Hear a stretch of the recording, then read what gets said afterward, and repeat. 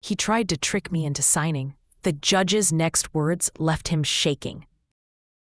Monica Wells stood just outside the shimmering glass doors of Paragon Realty, her hands trembling as she smoothed the fabric of her thrift store blazer. The marble hallway gleamed under the fluorescent lights, reflecting the polished shoes of the well-dressed men and women who passed by, their conversations hushed but judging.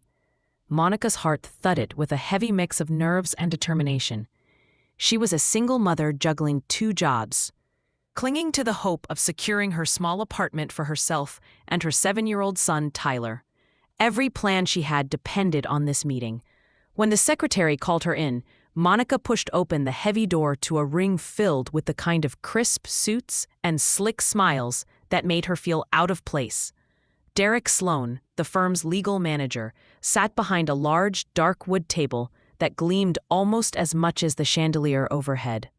He didn't even look up as he thrust a thick contract toward her.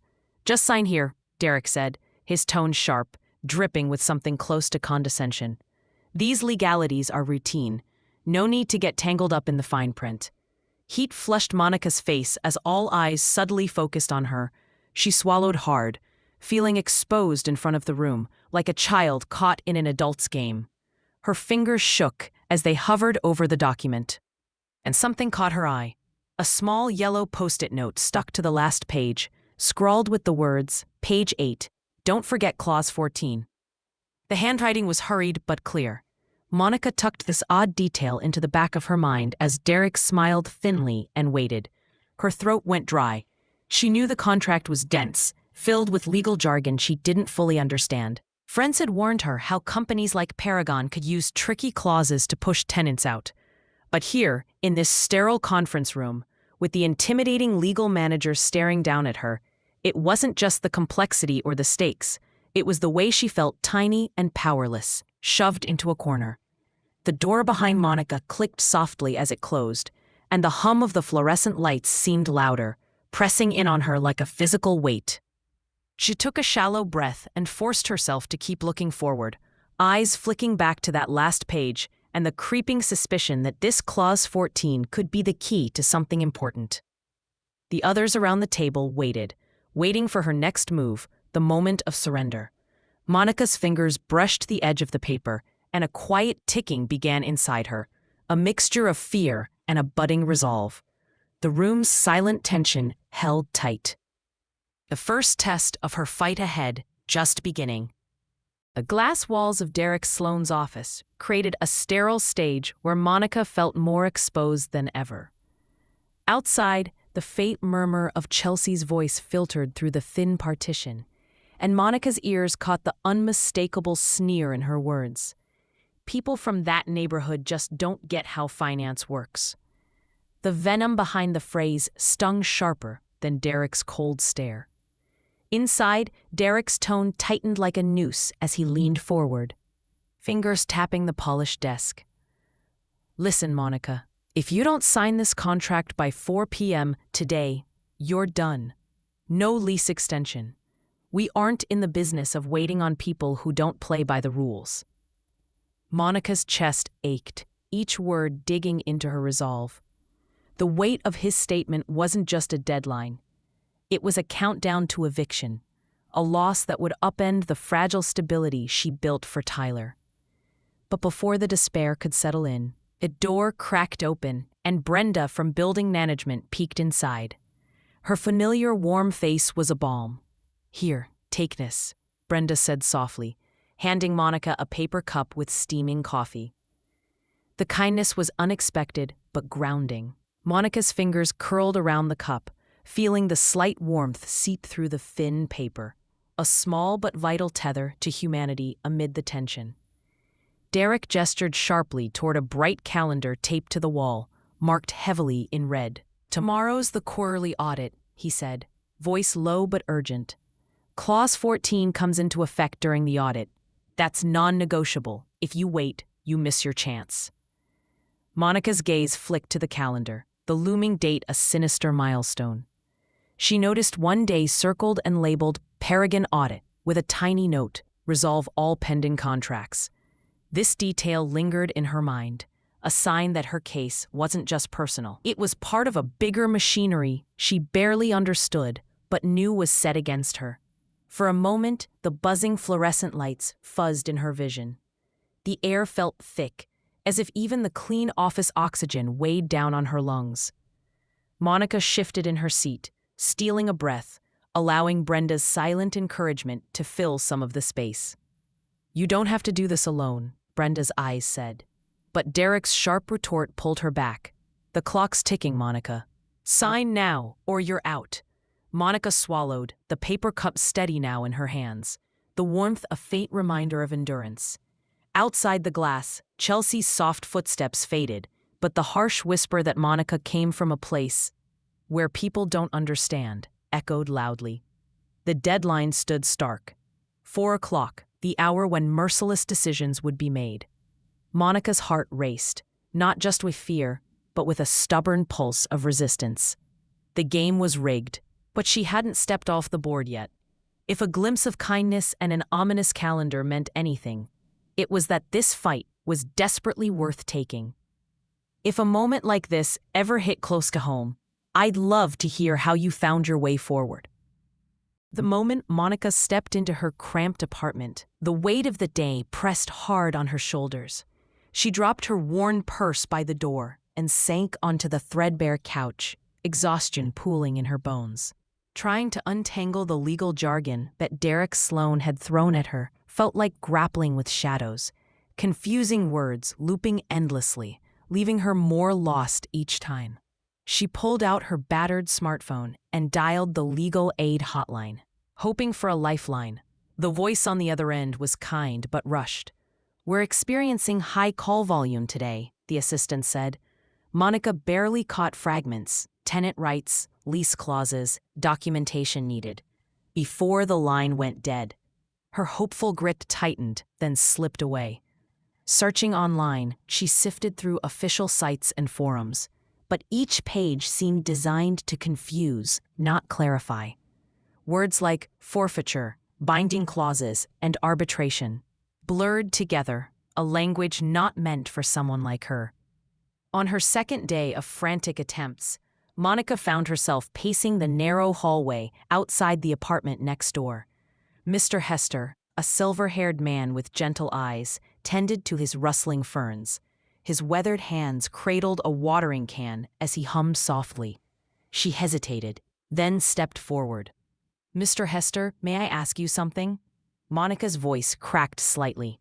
He looked up, his smile easing the tension in her chest. "Of course, Monica, what's on your mind?"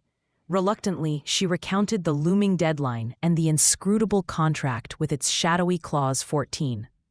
Mr. Hester nodded slowly, his eyes narrowing as if piecing together a puzzle only he could see. "Funny you mention clause 14, he said, lowering the watering can. "I overheard Chelsea, Derek's assistant, on the phone yesterday. She was grumbling about that clause. Said Derek keeps slipping it in, hoping tenants won't notice. Something about it pushing them out before audits. It didn't sit right with her." Monica blinked, the fatigue momentarily lifting from her gaze. For the first time, she grasped a thread in this tangled web. Not just intimidating contracts, but a quiet unease even among her supposed adversaries. Still, the path ahead felt treacherous. Her spirit wavered as the sun dipped below the city skyline. Would any of this be enough? The looming eviction, the scowl of the courtroom, the whispered judgments, everything threatened to drown her. But that glimmer of overheard words from Chelsea's phone call clung to her mind like a beacon, reminding her that even in the darkest moments, a sliver of hope existed. This whisper of truth, fragile yet real, was the first step toward reclaiming her fight. The tiny kitchen felt colder than usual under the harsh buzz of the fluorescent light, its thin hum filling the silence in a way that made Monica's nerves raw and exposed. The familiar drip-drip-drip of the leaking faucet seemed to echo every anxious beat of her heart as she sat slumped at the worn laminate table. The contract sprawled before her like an insurmountable mountain. Her fingertips traced the edges of each page, eyes scanning the sea of dense legal language that twisted meaning with every line.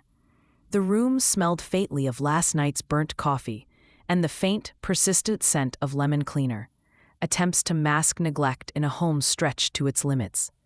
Her breath hitched as her gaze landed again on that post-it note, stark against the contract's final pages.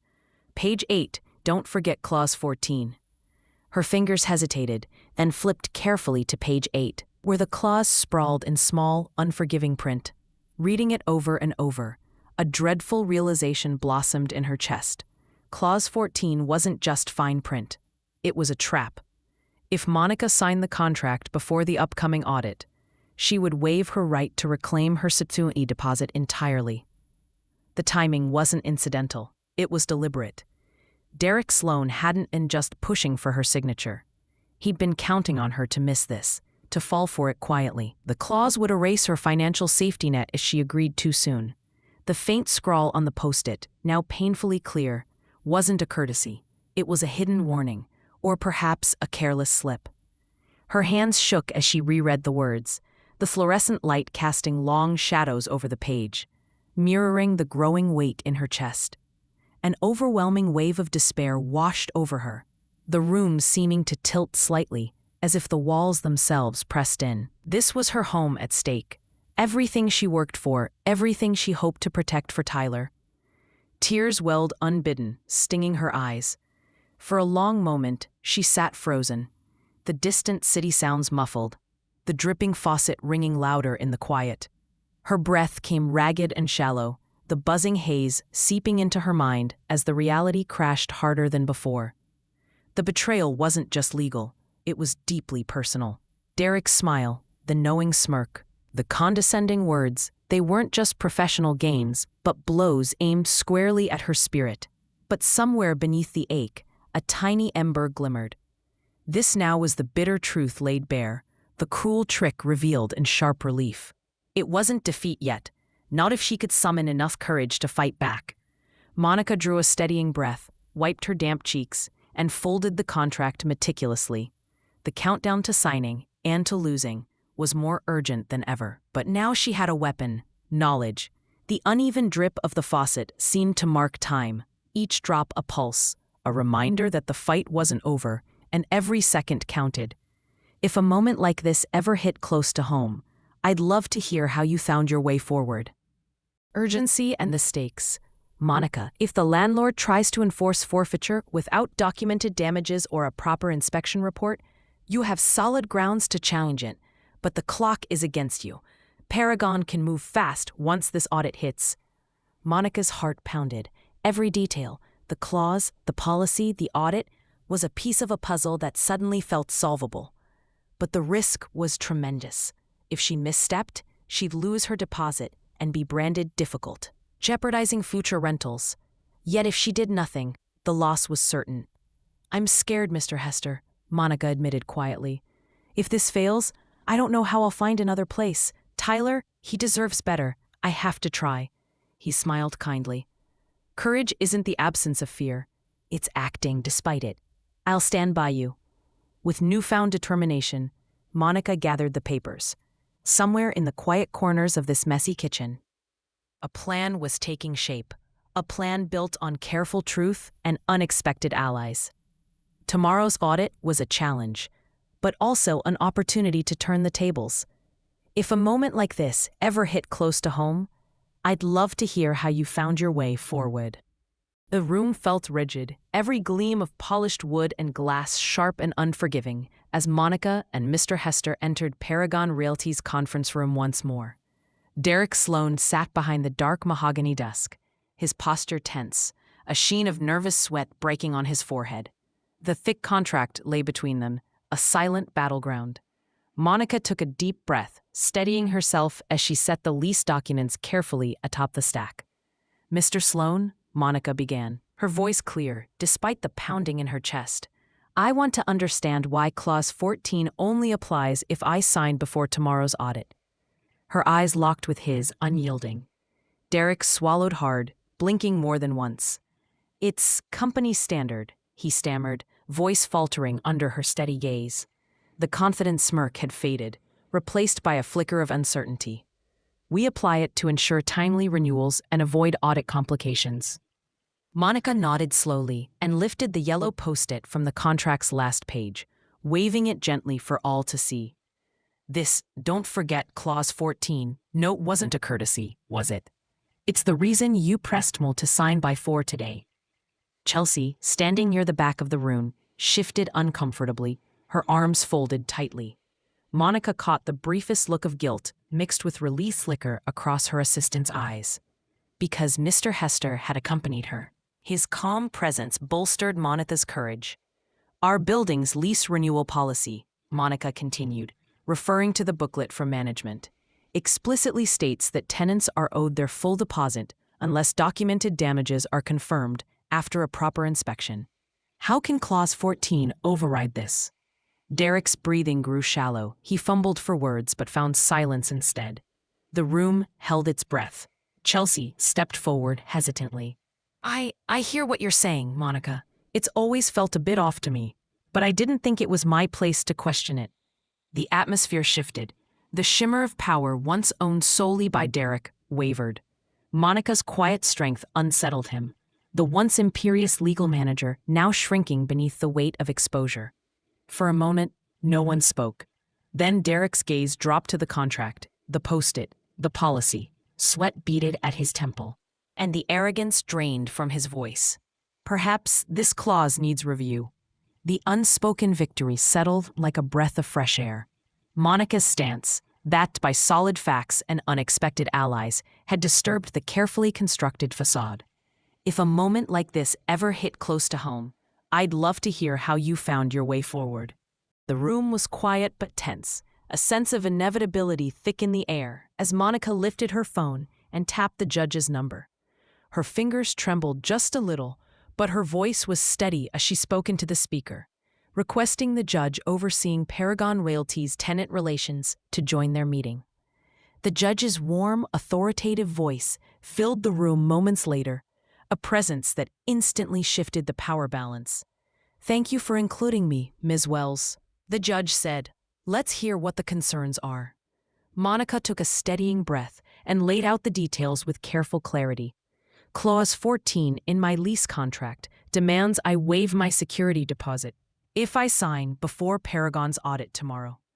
But the building's renewal policy says deposits can only be withheld if damages are confirmed after a proper inspection and documented. I don't believe this clause is valid, and I'm asking for a fair review. Her voice held no bitterness, only firm resolve. Garrick Sloane swallowed visibly, his usual smirk replaced by a tight line. His eyes darted to the contract, then to the post-it she had carefully preserved and presented, the physical evidence of his pressure. Monica's ally, Mr. Hester, nodded encouragingly, sitting beside her as a steady witness. The judge listened attentively, then responded with measured authority. Clause 14, as described, conflicts with established tenant protections and cannot override the documented inspection process. Paragon Realty is required to honor lease renewal policies and respect deposit rights. A silence followed that felt like the moment the tide turned. I hereby order Paragon Realty to extend Ms. Wells's lease under the same terms, and to return the full security deposit unless proper inspection protocols show otherwise, the judge declared. This contract clause is invalid and unenforceable. Derek's shoulders slumped. Resignation clear as a written reprimand appeared on his tablet, silently delivered by an administrative assistant. The company also sent out a formal email to all tenants, the kind Monica had hoped for, warning them about the misleading clause, a small but significant step toward transparency. Brenda from building management caught Monica's eye in the bustling lobby afterward. Her smile was genuine, a quiet nod of support and respect. Other staff members, usually distant, found themselves whispering words of encouragement, their judgment replaced by admiration. Monica felt a rush of relief and quiet triumph, not just for herself, but for the tenants who would come after her. This was more than a victory. It was a stand for fairness, humanity, and dignity. Her gaze softened as she glanced at Mr. Hester, grateful for his support. This battle wasn't easy, but it had reclaimed her voice, and with it, her rightful place. If a moment like this ever hit close to home, I'd love to hear how you found your way forward. Monica stepped through the familiar door of her apartment, the late afternoon light casting gentle shadows across the worn wood floor. The air smelled faintly of lavender, a small gift from her sister earlier that week, a reminder that even small acts of kindness could bring warmth to the coldest moments. In her hand, she held the renewed lease agreement, crisp and official, its pages marked with signatures that meant more than words could say. Her gaze drifted to Tyler's yellow favorite mug sitting on the kitchen counter. Its cheerful color, a quiet echo of the paper cup Brenda had offered her in that tense office days ago. Monica placed the lease beside the mug carefully, a subtle symbol of both security and the fragility of hard-won victory. She watched a faint beam catch the chipped glass of the windowsill, where a small potted plant thrived, the one Mr. Hester had helped tend, a living sign of patience and care. Sinking onto the weathered couch, Monica let her breath out slowly, the tight knot in her chest easing just enough to allow a tentative smile. The challenges hadn't vanished overnight, the worry about rent, the tight budget, the whispered doubts of neighbors. But this moment marked a turning point. She had faced intimidation, deceit, and silence. Yet through perseverance and careful attention to truth, she had turned the tide. It wasn't just about a lease or a deposit anymore. It was about standing up with dignity, knowing her worth despite being underestimated. Tyler's footsteps padded down the hall as he appeared, his bright eyes filled with curiosity and relief. He reached up, clutching Monica's hand, grounding her in the here and now. Together, they watered the green leaves on the sill, each drop an unspoken promise of growth and renewal.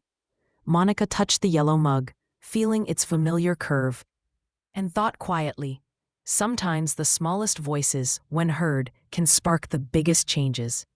And in that quiet victory, she knew she was ready, not just to protect her home, but to help others find strength in their own stories.